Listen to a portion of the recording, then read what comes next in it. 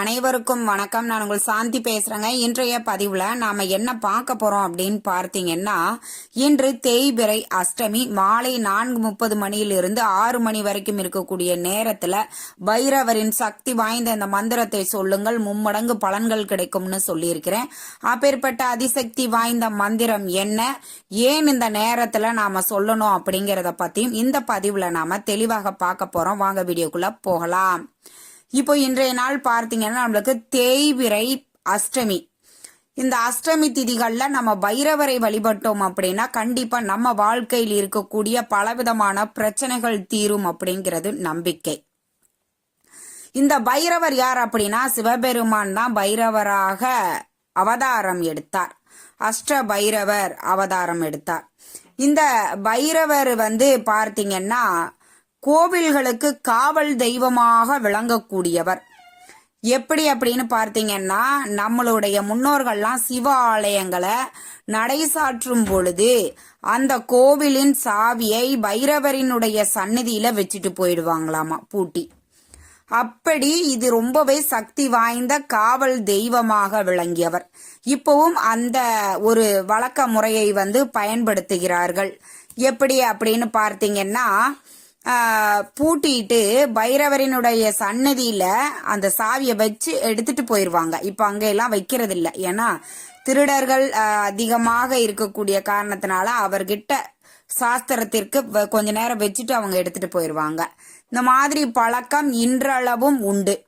அப்போ அந்த அளவுக்கு ரொம்பவே சக்தி வாய்ந்தது இந்த பைரவர்.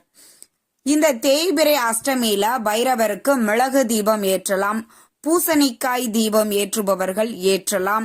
உங்களுக்கு என்ன தீபம் ஏற்ற வேண்டும் அதை ஏத்திக்கோங்க. எதுவுமே இல்லையா, ஒரு சாதாரண மண் அகல் விளக்குல நல்லெண்ணெய் ஊற்றி பஞ்சுத்திரி போட்டு தீபம் ஏற்றுங்கள். இது பைரவருக்கு அன்றாடம் நாம ஏற்றக்கூடிய தீபங்கள்.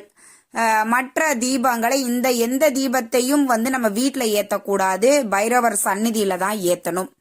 தனியாக பைரவர் சன்னதி இல்லை அப்படிங்கிறவங்க சிவ ஆலயங்களுக்கு போனீங்கன்னா கண்டிப்பா பைரவர் சன்னதி இருக்கும். அங்கு சென்று நீங்க இந்த தீபங்களை ஏற்றி பைரவரை வழிபாடு செய்யலாம். அதே மாதிரி பார்த்தீங்கன்னா தயிர் சாதம் அன்னதானமாக கொடுத்தோம் அப்படின்னா கடன் பிரச்சனைகள் தீரும் அப்படிங்கிறது நம்பிக்கை. செவ்வாழை பழம் பைரவருக்கு ரொம்ப பிடிக்கும்.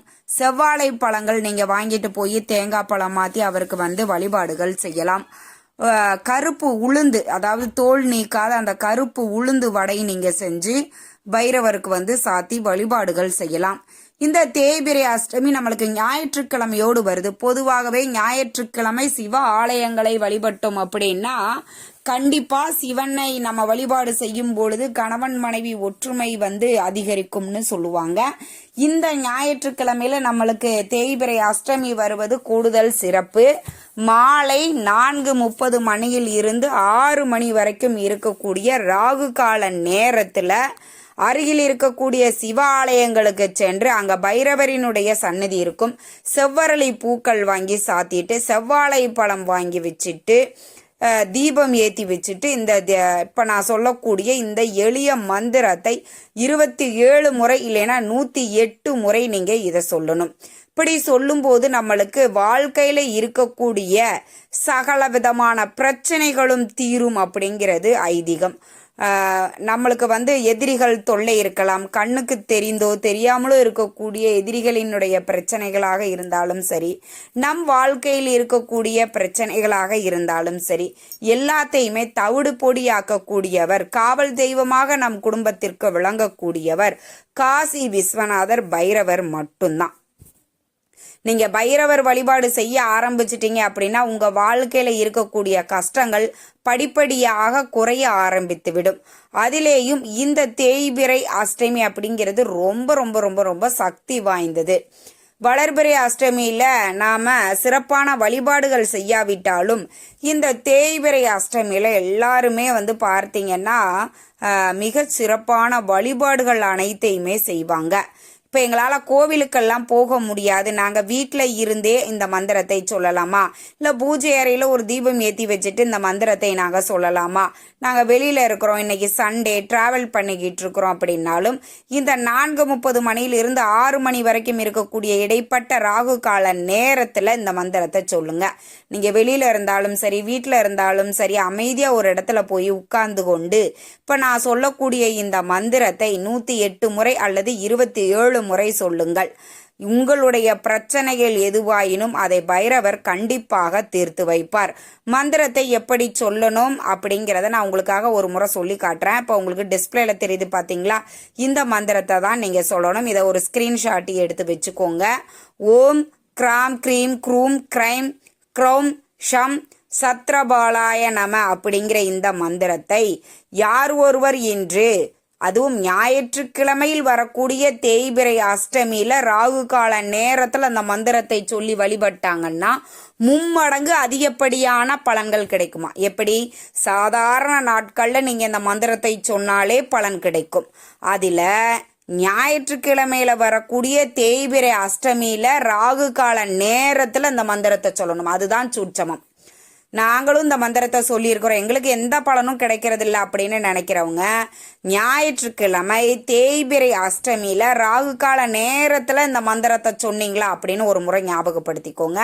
இந்த நேரத்துல நீங்க எங்க இருந்தாலும் சரி அசைவம் சாப்பிடாமல் சுத்தபத்தமா இருக்கணும். இந்த மந்திரத்தை சொல்லும்போது அதைங்கெல்லாம் ஞாபகத்துல வச்சுக்கோங்க.